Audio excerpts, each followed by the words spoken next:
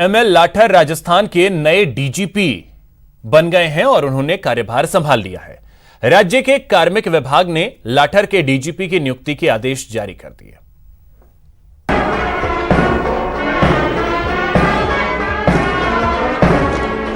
राजस्थान के senior IPS officer ML Lather को Rajasthan police का नया मुखिया नियुक्त कर दिया गया है। इसके लिए कार्मिक विभाग ने आदेश भी जारी कर दिए हैं। आपको बता दें कि एमएल लाठर 1987 बैच के आईपीएस ऑफिसर हैं। लाठर मूल रूप से हरियाणा के रहने वाले हैं, जिन्होंने केमिस्ट्री, जूलॉजी और बॉटनी में बीएससी तो वहीं ऑर्गेनिक केमिस्ट्री में एमएससी की शिक्षा प्राप्त की है। अपने सेवा काल के दौरान बेहतरीन कार्य करने पर लाठर को पुलिस पदक, गैलेंट्री राष्ट्रपति पुलिस पदक और राष्ट्रपति पदक से सम्मानित किया जा चुका है। 14 अक्टूबर को भूपेंद्र सिंह यादव डीजीपी के पद से सेवानिवृत्त हुए थे और एमएल लाठर को कार्यवाहक डीजीपी का पदभार सौंपा गया था। राजस्थान में नया डीजीपी नियुक्त करने के लिए राजस्थान सरकार की तरफ से यूपीएससी को राजस्थान के वरिष्ठ आईपीएस अधिकारियों का एक पैनल भेजा गया था और यूपीएससी से स्वीकृति मिलने पर एमएल लाठर को राजस्थान का नया डीजीपी नियुक्त किया गया है।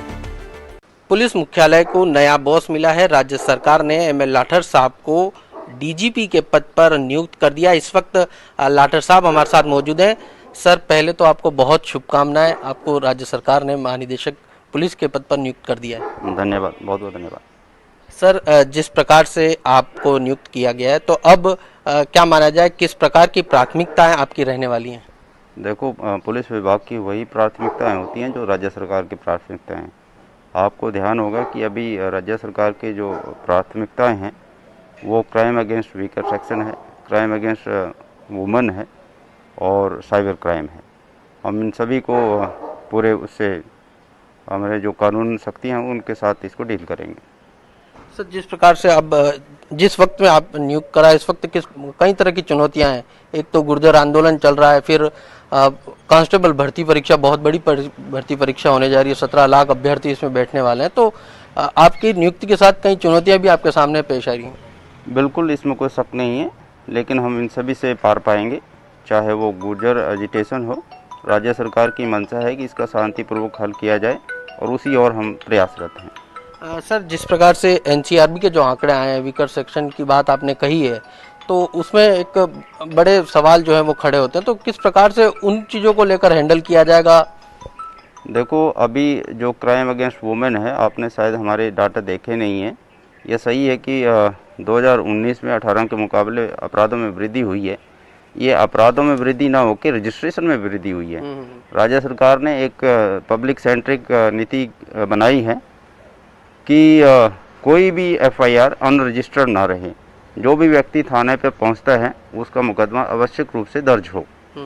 इसी के ध्यान में रखते हुए आपको पता होगा कि एसपी ऑफिस में हमने एफआईआर दर्ज करने की व्यवस्था की है 1 जून 19 से, और अब तक ऐसे 198 केसेज आए हैं जो एसपी ऑफिस में पहुंचे थे।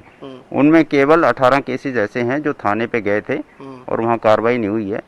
ऐसे सभी पुलिस अधिकारियों के विरुद्ध हमने विभागीय कार्रवाई की है और इसी वजह से इस पॉलिसी के कारण ही अभी तक जो 18 में 34% कोर्ट के थ्रू दर्ज होते थे अपराध, वो मात्र अब 13% है। और जो हमारा हर जिले में एक special investigation unit crime against women खोली गई है राज्य सरकार के स्तर पर, अपने ही संसाधनों से, बिना किसी दूसरी मदद के। और इस कारण ही जो हमारा इन्वेस्टिगेशन का जो टाइम होता था पहले एवरेज, वो 287 होता था, जो घटकर अब 118 हो गया, क्योंकि हमारे पास संसाधनों की बहुत अच्छी व्यवस्था हो चुकी है, आईओ की व्यवस्था हो चुकी है, जिसके कारण वो इन्वेस्टिगेशन में कम टाइम लगता है, क्योंकि यह सरकार की प्राथमिकता है। इसलिए सरकार ने इसमें बहुत साधन मुहैया करवाए हैं। सर, एक ये कोरोना काल चल रहा है और कोरोना काल में पुलिस की छवि बहुत ज़्यादा एक तरह से सुधरी या कहा जाए, या फिर आम लोगों के बीच में छवि जो है वो अच्छी बनी है। इस छवि को बरकरार रखना एक बहुत बड़ी चुनौती होगी। बिल्कुल, जो अभी कोरोना काल में पुलिस ने जो कार्य किया है पब्लिक के साथ मिलकर, उसको बरकरार रखेंगे। एक डीजीपी के तौर पर आप किस प्रकार के सुधार करना चाहेंगे नए मुखिया के तौर पर पुलिस की जो आमतौर पर शिकायतें होती हैं, लोगों के बीच में जो छवि होती है या कार्य प्रणाली होती है, तो उसमें किस प्रकार का सुधार करना आप चाहेंगे कि ये सुधार जो है वो आपके कार्यकाल में हो? देखो ऐसा है, अभी तक भी राजस्थान पुलिस बहुत अच्छा काम कर रही थी। हमारे जो भी पूर्व के डीजी रहे हैं लगातार बहुत अच्छे अधिकारी रहे हैं और बहुत अच्छा कार्य चल रहा है। उन सभी अच्छे कार्यों को हम जारी रखेंगे और जहां भी अगर थोड़ी बहुत भी सुधार की गुंजाइश है हम सुधार करने का प्रयास करेंगे। बहुत बहुत शुक्रिया। तो ये है नए डीजीपी एमएल लाठर साहब, जिन्होंने कहा कि राज्य सरकार की जो प्राथमिकता है वो तो पूरी करनी है, साथ ही विकर सेक्शन को लेकर भी उन्होंने कहा है कि विकर सेक्शन के लिए भी काम किया जाएगा। सौरभ गृहस्थी, न्यूज़ 18 राजस्थान, जयपुर। वहीं एडीजी गोविंद गुप्ता ने न्यूज़ 18 से खास बातचीत की और कांस्टेबल भर्ती परीक्षा के लिए की गई तैयारी की जानकारी दी। जो पारियों का आने जाने का समय है, मान लो 9 बजे परीक्षा प्रारंभ हो रही है तो उसका प्रवेश का समय हमने 7 से 8:30 रखा है। कहने का मतलब यह है कि परीक्षा प्रारंभ होने के आधा घंटे पहले प्रवेश बंद कर दिए जाएंगे, तो इस समय सीमा का भी सभी अभ्यर्थी। थंब इम्प्रेशन को लेकर किस प्रकार का निर्देश दिए गए? हमारी जो प्रक्रिया है उसमें दोनों जो थंब हैं, अंगूठे हैं, इनके इम्प्रेशन हम लेंगे, बायोमेट्रिक भी लेंगे, फिजिकल थंब इम्प्रेशन भी लेंगे। तो इसके लिए अभ्यर्थियों को हमारी सलाह है कि दोनों अंगूठों को स्वच्छ रखें, इस पर कोई पेंट, रंग, मेहंदी इत्यादि नहीं लगाएं। क्योंकि बहुत बड़ी परीक्षा, 17 लाख से अधिक अभ्यर्थी हैं, नकल गिरोह और पेपर आउट जैसी चीजें क्योंकि आमतौर पर पिछले दिनों देखने को मिली है, उस पर किस प्रकार से नजर आप लोगों की रहेगी? इस पे पूरी निगरानी हमने रखी हुई है, नज़र पूरी रखी हुई है। हमारे सभी जो जिला पुलिस अधीक्षकगण, रेंज महानिरीक्षक पुलिसगण, हमारी एडीजी इंटेलिजेंस की पूरी टीम, हमारे एडीजी एटीएस एसओजी की टीमें, एडीजी क्राइम की टीमें, ये सभी लगे हुए हैं और लगातार सूचनाएं कलेक्ट कर रहे हैं, उन पर कार्रवाई भी कर रहे हैं। और इसी का परिणाम है कि हमारे एसपी जयपुर ग्रामीण ने एक अच्छी कार्रवाई की। जो लोगों को धोखाधड़ी करके, झांसा दे के बेवकूफ़ बनाने का प्रयास कर रहे हैं कि हम पेपर ले सकते हैं, पेपर लेंगे या नहीं लेंगे, बट बेवकूफ़ बना के जो इस तरह की कार्रवाइयाँ कर रहे हैं, ऐसे लोगों का हमारी निगरानी। इंटरनेट, लास्ट सवाल, क्योंकि 6, 7, 8 इतनी बड़ी परीक्षा, तो क्या इंटरनेट बंद रहेंगे? हमने सभी एसपीज को निर्देश दिए हैं कि आप जितने भी परीक्षा केंद्र हैं उनके आसपास यदि आवश्यकता हो तो इंटरनेट बंद कराने की तैयारियों की कार्य योजना तैयार रखें। जैसा कि मैंने आपको बताया कि हम निगरानी सभी लोगों पर रखे हुए हैं। यदि हमारे पास ये सूचना आती है कि परीक्षा में व्यवधान के लिए इंटरनेट का व्यापक दुरुपयोग हो सकता है और इसके माध्यम से हमारी परीक्षा में व्यवधान उत्पन्न हो सकता है, तो बंद करने का विकल्प के बारे में सोचा जा सकता है। बहुत बहुत धन्यवाद। तो ये थे एडीजे गोविंद गुप्ता साहब, जिन्होंने बताया कि परीक्षा की तैयारियां पूरी हो चुकी हैं और नकल को रोकने और पेपर आउट जैसे गिरोह सक्रिय होते हैं तो उन पर भी लगातार नजर रखी जा रही है। सौरभ गृहस्थी, न्यूज़ 18 राजस्थान, जयपुर। यहां रुकेंगे एक छोटे से ब्रेक के लिए। ब्रेक के बाद आपका स्वागत है। अखंड सुहाग की कामना लेकर बीकानेर की महिलाएं भी धूमधाम से करवा चौथ मना रही हैं। महिलाएं रात में चंद्र दर्शन और पूजन के बाद व्रत का पारण करेंगी। दूसरा घास लिया तो उसमें पाला गया, तीसरे घास में आदमी की खबर आ गई कि आदमी खत्म हो गए, तो गई ससुराल गई। तो तस्वीरें ये हम आपको इस वक्त जो दिखा रहे हैं वो सीधी तस्वीरें हैं। ये जयपुर की तस्वीरें हैं।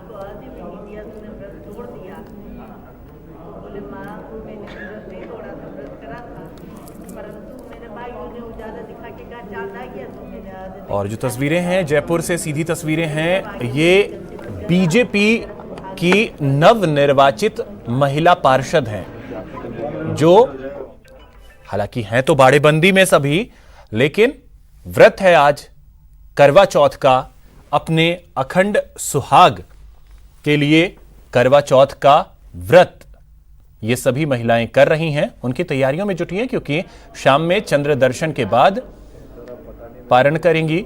लेकिन उससे पहले ये सभी महिला पार्षद आप देख सकते हैं तैयारियों में जुटी हैं। एक होटल में ये सभी रुकी हुई हैं, क्योंकि पार्टी ने बाड़ेबंदी का भी आदेश दिया हुआ है, तो सभी बाड़ेबंदी में हैं। लेकिन करवा चौथ है तो करवा चौथ का व्रत भी करना है, तो ऐसे में तैयारियों में ये सभी महिलाएं जुटी हुई हैं। सीधी तस्वीरें ये राजधानी जयपुर से।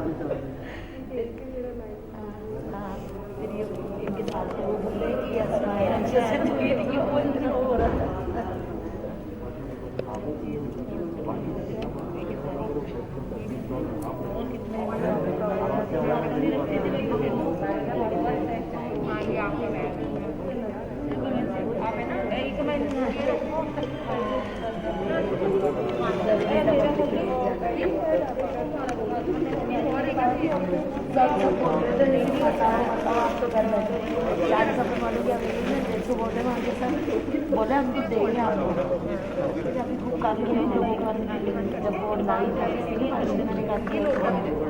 कह रहे थे देख लो बिना हिले अगर लग जाए तो लगा दो सबने मेरे को दे दी, बोला आप करो सेकंड इसी में छोड़ो पहले एक बार बाइट कर लेते हैं फिर वो अर्घ दे देना आप लोग, है ना। अभी कहाँ से अर्घ, अभी फूल से चांद आ गया।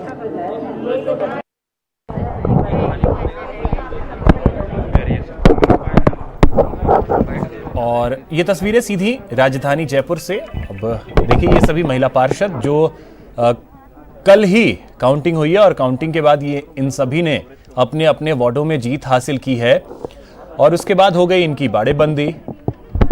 नाम प्रशिक्षण शिविर का दिया गया।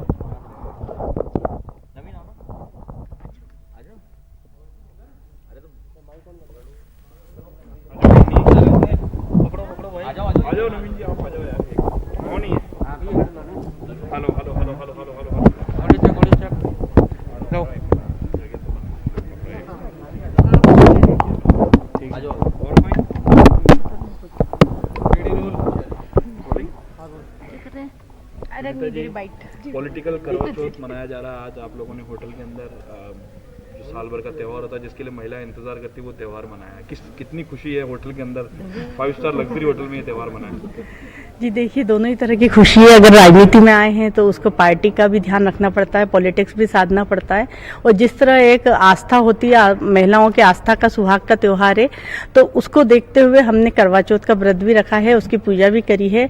ये अंतर नहीं पड़ता कि हम घर में हैं या होटल में हैं, परिस्थितियां हैं, परंतु फिर भी जीत के आए हैं तो वो भी खुशी है। दोहरी खुशी का अवसर है कि करवा चौथ का त्योहार है और जीत की खुशी है। मैडम कितनी खुशी हो रही है कि एक तरफ तो जीत का सेहरा बांधा जनता ने, दूसरी तरफ करवा चौथ का पर्व जो है वो आप एक लग्जरी होटल में मना रहे हैं कांग्रेस की ओर से। बहुत ज्यादा खुशी हो रही है। जीत के बाद तो खुशी होने का बनता ही है और इतनी सारी बहनों के साथ करवा चौथ मनाना ये भी एक नया एक्सपीरियंस है। प्रेम माहौल मैसेज जाता है इससे कि हम महिलाएं कहीं भी इकट्ठी हो जाएं, प्रेम का माहौल बना के ही रखेंगे।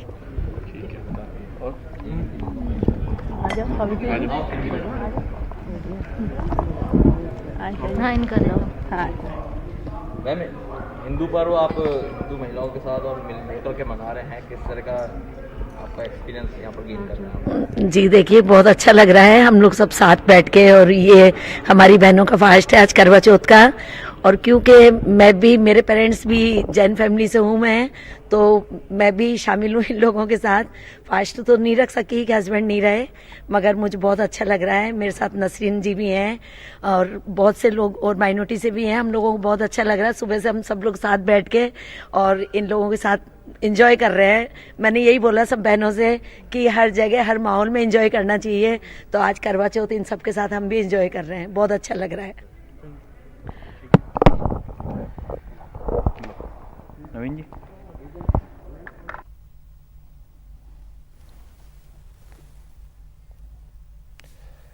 तो इन महिला पार्षदों को आपने सुना कि जिम्मेदारी है जरूर, क्योंकि जीत कर आए हैं, लेकिन जो आस्था है उसे भी निभाना है। और वहीं अखंड सुहाग की कामना को लेकर बीकानेर की महिलाएं भी धूमधाम से करवा चौथ मना रही हैं। महिलाएं शाम में चंद्र दर्शन और पूजन के बाद व्रत का पारण करेंगी। करवा चौथ को लेकर बाजारों में रौनक बढ़ गई है। सोने चांदी के आभूषण, साड़ियां, सौंदर्य प्रसाधन सामग्री और चूड़ियों की दुकानों पर महिलाएं खरीदारी करती नजर आ रही हैं।